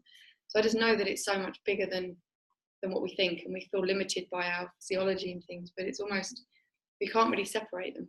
We talk about mind and body as if they're two separate things, but I feel like the principles is trying to bring everything back together, like mind and body, psychology and spirituality, thought and feeling. The entire universe. Yeah, because I think we're very quick to like create exceptions and And dualities. And dualities, and I don't know. I think the stuff that we're pointing to is far beyond anything I can understand, and the power of it is beyond what I can understand. But I know that if we get caught up in thinking about all of this stuff, we're going to experience it, and we can relive things, and we can worry about things, and we can all of those things. But we will experience it now as if it's a reality, because we don't know the difference. And I don't know, I think you do get so much insight, or you realise, like we were talking to someone once on a 3-day intensive, and you said, oh, this morning I was laying in bed and I was thinking about where I could bury someone. And it's like, really? Like when we were like just laying in bed this morning together, that's what you were thinking about? And you were like, yeah, just, I don't know, just comes What I to caught mind. myself thinking about. But you see then, it's the same kind of thinking, but you're not having the same kind of body reaction. So I think that's where like this understanding of awareness or consciousness comes in. Like you can have the same content and a different experience and a different feeling. So you can see that thought and consciousness work together. Like the realness that we give our thinking will be the intensity of feeling that we have with it. Because I can think about something really, really upsetting sometimes and it can bring me to tears. Other times I can think about it and I feel totally neutral. So we know it's not to do with the content. There's something else going on in terms of this consciousness stuff that's so vast, I can't imagine. So the content becomes less and less relevant and important. And personal. And you see that sometimes you can think about a problem and it feels insurmountable. And then sometimes you can think about it and it feels like, that's not a big deal, I can sort that out. Like what's going on within us for our experience to change so rapidly, even of the same content. The content and the creations are not the important bit. Like they're the bits that kind of shout and scream and seem to want the most attention, but that's not where our peace of mind comes from. It's from understanding that all of this is okay and normal. We're allowed to feel stuff. It's not wrong, it's not bad. Don't have to move away from certain feelings. But I feel like naturally with this, we do have more peace of mind more of the time. We don't have as much judgment about our experience. That naturally brings more peace of mind. If we take out the duality of good and bad and right and wrong and all of that kind of trying to figure it out, we've got more space. So all of these are just byproducts of understanding, and understanding could be spoken about as raising level of consciousness, raising an awareness. There's certain things, you can think about anything when you're down in the dumps and it can feel overwhelming. The simplest thing. What was it the other day that I had to do that just felt like the hardest thing? I think it was washing up again. It's like, oh my God, wash up again. And sometimes you don't even think about it. And then there's certain things that I've managed to deal with. I think I said it on the last group, like I managed to do all of the stuff after my ex-husband's dad passed away really, really quickly and effortlessly. But then like sometimes filling out a form the doctor's like totally baffles me. So you know that where your mind and the content isn't what's important. It's going to be the consciousness in which we're living in when we're doing it. And that's why I think Sid used to speak about raise your level of awareness, raise your level of understanding, start to put things back together again, start to see that we live in the experience of thought and consciousness 100% of the time. There is nothing external to that we can ever know or experience. It can't be hurt, it can't be damaged. That does something for a human being to recognise that. And I listened again to our friend Mahima speaking about her experience in the earthquake. And she just said, you know, I was terrified. And then a line from the book popped into my head. And she goes, and I fell into absolute peace. And she goes, and I was responsive, I knew what to do. And she said, it really does something for human beings when there's this kind of thing going on, to have someone sane. And like you see it in your own life, like when we have our sanity, we get more done, we're more. We live so much of the time in these imagined scenarios and imagined futures and in the past. And it's terrifying. Should behave like this, and I should act like that, and they did that to me, so I have to do this. And it's how much crap we live out. But it's in the film Gatsby. The Great Gatsby. Yeah. Watch it, because the last minute of that film just sums life up. I'm glad you said it like that. Dave walked in on our friends when we were down south. We were watching a movie and he's like trying to guess what movie it was. And he's like, is that the one where he dies in the end? He eats that legume and he dies. And our mate looks at us and goes, "You what?" his girlfriend hadn't seen it. Well done. Sorry. Okay. Yeah. End of the Gatsby. Helen has just put interesting research in the field of psychoneuroimmunology. Helen, was that all right?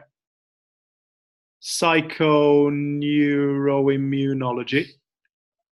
Yeah, sorry, I was muted. Psychoneuroimmunology. You say it so well. Yeah, it's Speak up. sorry? Speak up. Go on.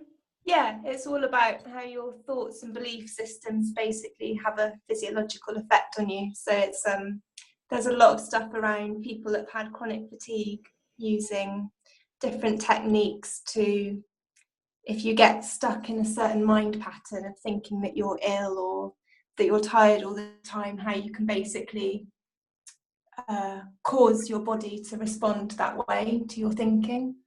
And so there's lots of research into, it's more about sort of physical health, but how to basically break those kind of patterns that you repeat. So it's a lot of what's it called, neuro-linguistic programming, of sort of forming different pathways in the brain, and how that basically your body has a response to that. Yeah. It's fascinating. There's a lot of really interesting research on it. Yeah, and that's so cool, because it's like science has always tripped. Like, one of the quotes, I forget who the hell it was, said that consciousness was as much use to science as something, I can't remember now. As though it had it was a complete and utter separate thing. Science is the study of the physical, hard matter of life.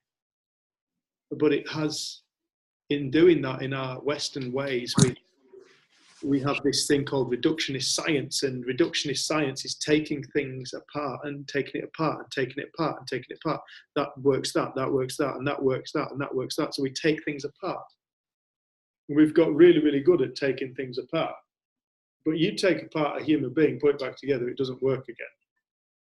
It's like there is this missing thing, but the Western science world is very, very much about how does something work? And we're so focused on the physical, and what's created has been things like the physiology, the chemicals, the behavior, the feeling states, the thoughts.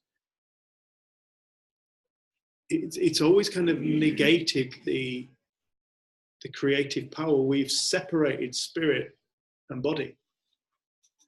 You know, we've separated the spiritual and the physical in science. So spiritual, like, that's a religious thing, right? No, science doesn't do religion, has nothing to do with God.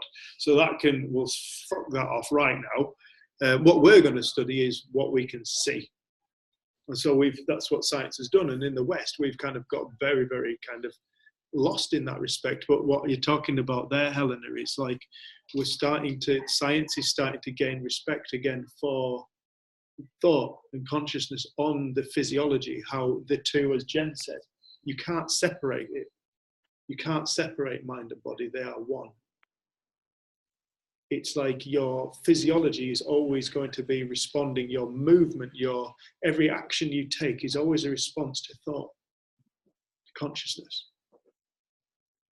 So it's interesting, it's how people are starting to wake up to this fact that there is more than just the body. It's like there is this part that gets to experience life. And it's the part that departs upon death. Physiology can be full working order, brain's fine, the heart's fine. But there's this bit that moves out, departs, leaves, however you want to call it, passes on. The body's still there, the brain's still there. But it's missing this vital spark, the essence of the being, which is present within us all now.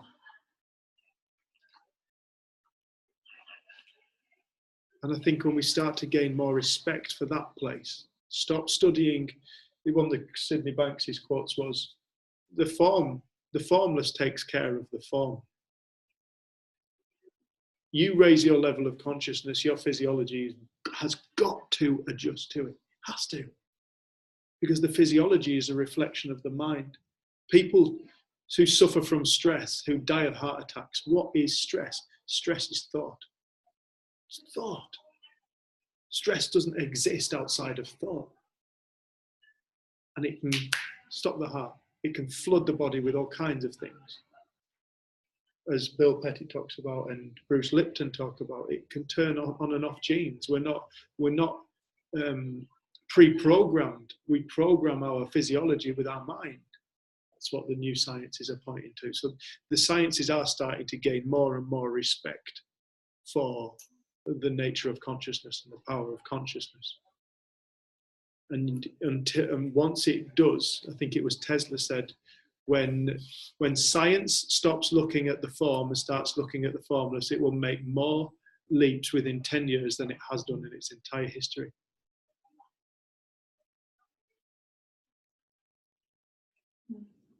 Yeah. Two things going through my mind, really. One is, I think I raised this last time when I was talking to my sister, and I couldn't remember what you said, so excuse me if I'm saying the same thing, but it's about sort of physical illness in terms of in the body. I mean, I really get that thought has a very, very powerful effect on physicality. But I think there are also lots of other things that have quite a powerful effect, the environment and pollution and all that sort of stuff. So I'm sort of resisting the idea that it's just thought, because that seems to feed into the thing that if you're ill, that means you're just thinking the wrong way, and that therefore it's your fault type thinking, you know. And I think at one time I used, you know, I followed that wholesale and came really to a feeling that that was sort of quite a bit of for me, quite a narrow way of looking at it, that actually there's all sorts of things that we're bombarded with in society, including, you know, I know, I can hear what you're saying, it's like trauma, if you're from a childhood, that is a thought, whether that's locked in the body or in the unconscious that we're not aware of. And when that comes up, then the body responds to that, and we can have, you know, really powerful physical reactions to that. So I can sort of understand that. But I think I'm coming back to which really is leading on to the second question of understanding this and the consciousness raising part, which allows a lot of release of all this. You know, what we perhaps believed in the past, or what we brought with us, or what we're thinking, raising consciousness. But my question is, how do you do that? Because I found doing meditation helps in that. But I've heard you, Jenny, say, you know, that on the one hand, say that you've been in this movement for a long time, and that over those periods of years that you gained more and more insight and more. And on the other hand, I've heard you say, you don't have to do that, just go and live your life. And I think, well, if I just went and lived my life, it would just carry on the same as it's always carried on. And I want to know, my reason for being here is that I'm interested in consciousness, in raising consciousness. And I suppose I meditate in order to try and to make that more possible for myself. What does it mean to you, raising consciousness? I think for me, it means allowing myself to have a practice of letting go of the mind and focusing on the part of myself that is part of everything.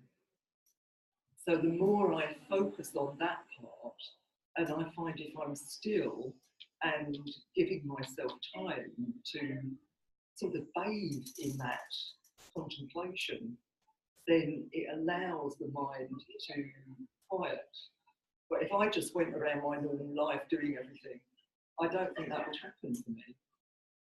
So I'm interested, so for me it just feels like maybe lots of people have different ways of accessing that consciousness, because we are all different and people will find that consciousness in different ways, but maybe they need to actually do something in their life to facilitate that raising of consciousness. It's very easy to hear in the principles there's nothing to do. But that's because what we're talking about is something really specific in terms of what we're trying to describe is how life's already being created. And there's nothing to do with that. Life is being created through thought and consciousness, and it always has, and it always will. That's the description of the principles. There isn't then, now go and do this, or now don't go and do this. And we do things that make sense to us. And like I know some people will say, oh, but if you understand the principles, you don't need to meditate. So would you enjoy sitting meditating? Oh, I loved it. We'll go and do that. Yeah.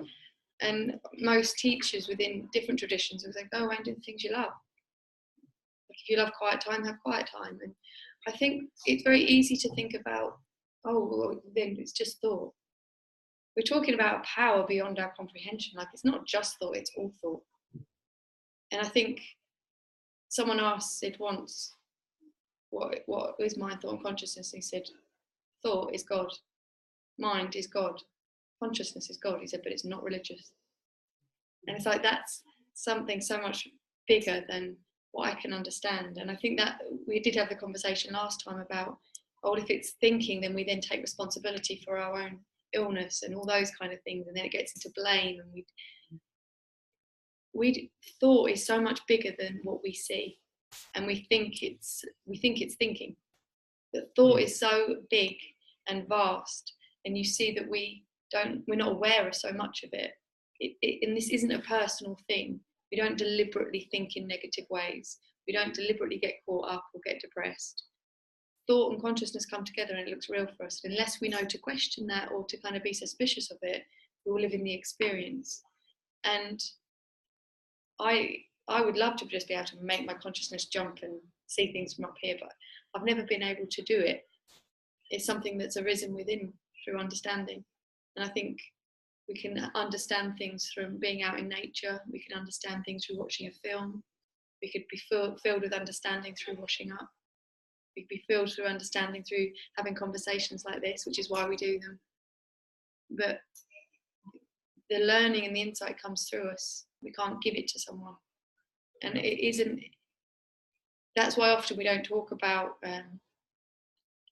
like the body stuff, because I don't know. I don't know if there's, like I know someone in the community that's got stage 4 cancer who shares incredibly beautifully about her experience of learning the principles in this process. And she's tried all the dietary stuff and she's tried all the meditating and now she said she's doing, she eats really well, but she said she lives her life and sometimes her cancer feels like it's getting her down and sometimes it doesn't. But she said it's taken it out of the realm of blame. And it's beyond what we understand.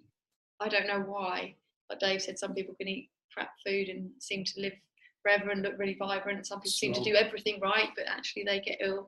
Like it's like it feels like we've got such a limited view, and we try and make sense of that. But the principles isn't in any way telling people how to live or what to do. It's like start to see that you're going to live in the experience of thought and consciousness moment to moment to moment, and then go away and live. And that might be meditating, or it might be spending time in nature. I don't know how it looks for people. It might, like we know someone who now really loves their really busy job because they said they can do it in a different way. And they hated it. And whereas now they say they're proactive in that. So it's just to know that it's a bigger. Yeah. Did you want to say something? I just wanted to say that I always wanted to get what Dave got from this. But then once I realised that I would never experience Dave's experience of it, I'd only ever experienced my own. That's when the penny just dropped. It was my experience. And I'm never going to see the way that anybody in the world feels. It just belongs to me and it's mine. And I didn't want to see the way they say or get it in an instant because I didn't. It took months to just sort of gauge it very once in a while. And then just walking across the field one day, I thought, Well, they're going to see the videos. Of course we're going to see. What's the big deal? No, of course not. Just go and enjoy it. This such a beautiful point, is that, Mum, because that kind of, I was just going to ask you the question, what do you think you're looking for? What are you searching for in your search? I would say, really, what you described in the introduction to this, the ability to be at peace with what happened. Because, I mean, I suppose like all of us, I get caught in, this is a good experience, this is a bad experience, this is really painful, I don't want it, I want this, you know. And I'm reading a book at the moment that's talking about raising the level of consciousness to the point where you can accept any experience as it is, which is what you're describing, really. And I still find that I'm still in that place of like, really? Oh, come on, I'm not going to be able to do that, you know, like, I'm not going to like this, and I am going to like that, and I don't want this, and I do want that. And so I think that I can feel myself going into that sort of, how could you possibly be okay with everything? I think also you'll have an idea or a concept of what you would be like if you had that experience. And this is a thought creation.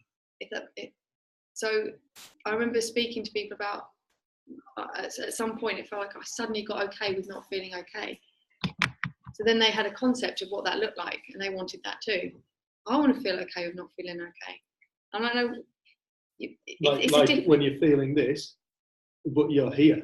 It's like, no, when you're feeling this, you're here for everybody. Even the people who are at peace or accept where they are. It doesn't, if we are happy with feeling like this, no, then we're here. You see, so it's not, it can be really easy for us to conceptualize what we think. This is why I asked this question, what are we looking for? Because you realize what you're looking for is an imagined scenario. And then we will judge our life according to this imagined scenario because it looks real. Thought creates a reality. That's thought too. That's not, yeah, I get thought creates reality, but what about this? No, the entire thing is a thought created reality. It's a bigger picture than you trying to polish the ego. Or anybody trying to polish the ego. We're not talking about polishing the ego. We are explaining that the ego is all our ideas and thoughts and beliefs. That's the ego. So for us to start to recognize our ego, first of all, you have to start to recognize what it is. Well, it's things that we think are true and real about ourselves and this world. That's what our ego is. It's that creates all our judgment of ourselves and other people. It's us that creates the illusion that we're not already perfect. And that's all thought. It's all born of thought. This is why, as we hope that as people start to wake up to the nature of thought, the thing that it does is it starts to neutralize the ego. The ego isn't a thing. It's not a physical thing to kind of overcome. It's not a part of us. It's just simply the beliefs and thoughts that we walk around in on a day-to-day basis. And I guess another way of saying, because raise your level of consciousness sounds like there's something for you to do. Another way of describing that could be that as we start to learn about the nature of our own mind and the nature of mind, our beliefs start to feel a little bit looser. Certain ways of thinking start to fall away. And it's almost like an unlearning of what falls away, and what's left is pure consciousness. There is actually nowhere for us to get to. Pure consciousness already exists, but it's our beliefs that create the experience of being far away from it.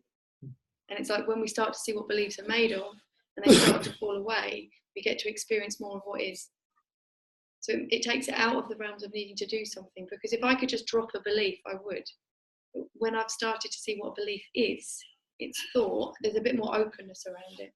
But we then go in pursuit of changing our ego with our ego, changing our experience. I must do this in order to get me to there. It's like that's the ego trying to change the ego, or the ego trying to see past the ego. So what we're just trying, I'll just what we're trying to point out is that if you recognize it's all thought, you'll see past the lie. The moment you recognize that this whole thing, even the idea that there is somewhere for you to get to in order for you to be all right, that's a thought too. It's a thought creating an experience or a reality that looks true and real too. And it's a tricky little thing for us to start to catch on to. But when we start to look a bit bigger again and realize, no, this is all thought. And it's beautiful. You know, this is why people who recognize it's all thought can go in and out of these experiences without much judgment of themselves. It's not to say they don't feel like shit, they feel like shit, but they don't have all that kind of self-loathing and judgment upon themselves. I shouldn't be like this. They're like, oh, fucking hell, I'm just in a shit mood right now. Brace yourself. I'm having a sense of humour failure today. And it's like, I'm having it until I'm not.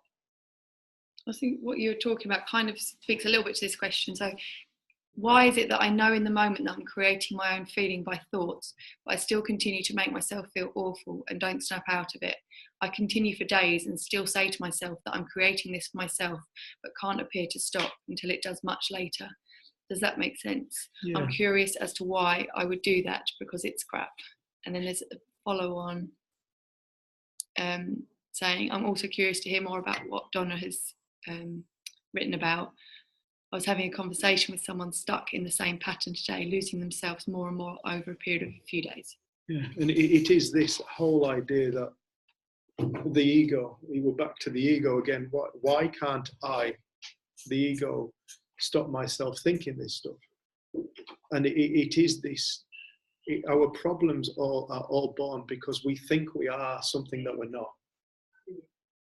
All our problems start and are created from the belief that we are something that we're not. And when I say we're something that we're not, I don't mean, oh, you know, you're really a good person, you think you're a bad person. I'm not talking about anything like that. I'm talking about, we think that we have some kind of substantial self-importance, or we are some kind of substantial separate thing.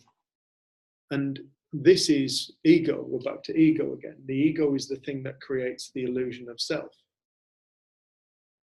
And when you really take a good hard look at this life stuff, you will see that we have changed continuously throughout life. Which version of us are we? Are we the version when we were 5, when we were 10?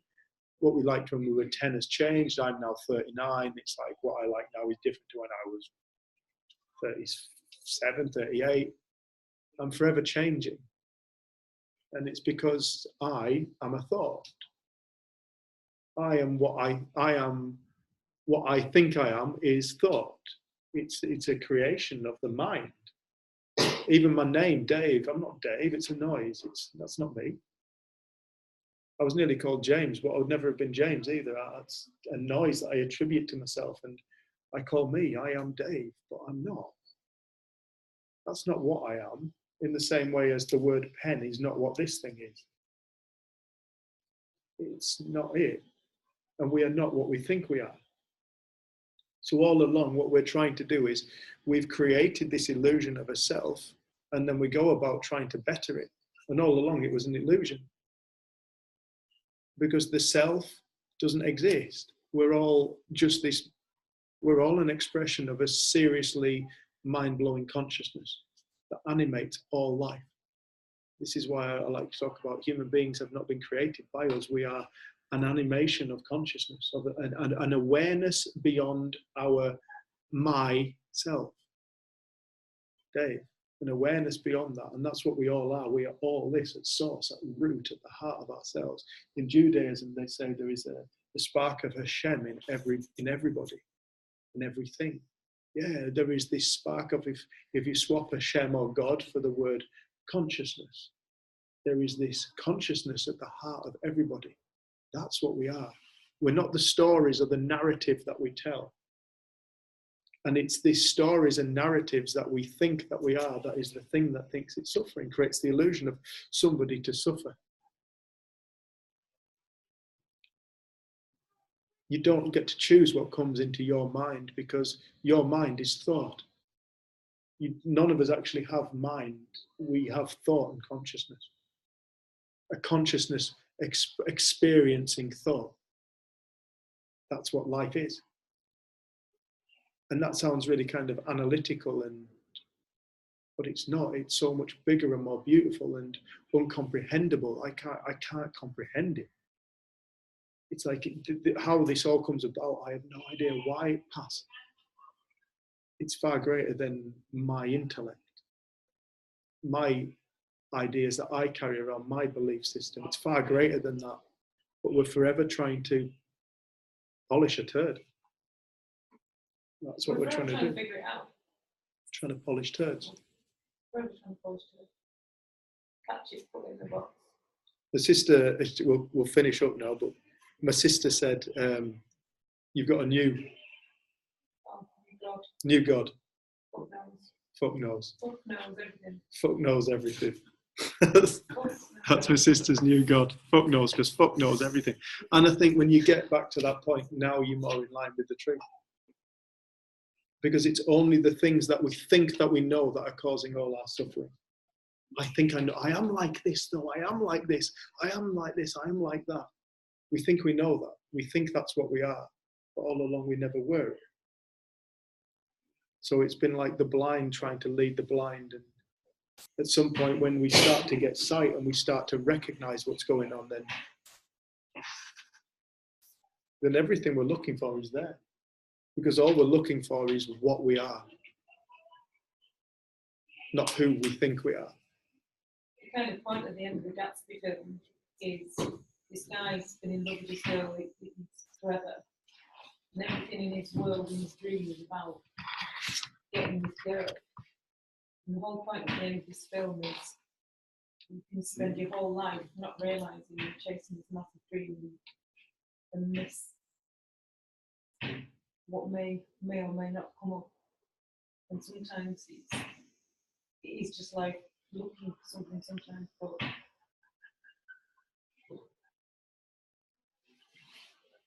when you catch something in traffic, you know, it's like all the metaphors say about rivers. If a river's in full flow, like our minds are constantly in this constant changing rainbow and flow. If you catch a bit of a river in a bucket and you put it on the side and you leave it there, the water will eventually stagnate and everything will start growing and everything, I suppose, which gives a new life force. Fuck knows. Donna's just put, chasing my own tail. Brilliant. Thank you for answering that. And Helena's put, ha ha ha, polish a turd. Should try it, Helena. And Louise has just put, the moment that changed everything for me during our time together was seeing in insight that I am actually not who I think I am. My identity changed in a profound way and nothing has been the same since. Thanks for that, Luke. Thank you, everybody online. Thanks for joining us. Love to everybody. We'll just unmute all and you can shout at each other. Thanks, guys. Thank you. See you next time. Thank you. See you next Thursday. Can't remember what it's called, but it's next Thursday, 7 o'clock. Yeah, and another thing, if we realise we're shite at this, if anybody is interested in any of the work that Jen and I do, please have a look at freedomthinking.co.uk. On there we've got our services and things that we do. So there's videos, there's things that we've loaded up and all kinds. Yeah, and our next event is 25th to 27th of May. We're teaching with Dick and Bettinger in the Lake District. And then we've got another group next week, this coming Thursday. Yeah, we just said that. I'll do that. There you go. Selling it over. Bye. Love everyone. Bye. Thanks. Loads of love. Bye, sweetheart. Has she gone?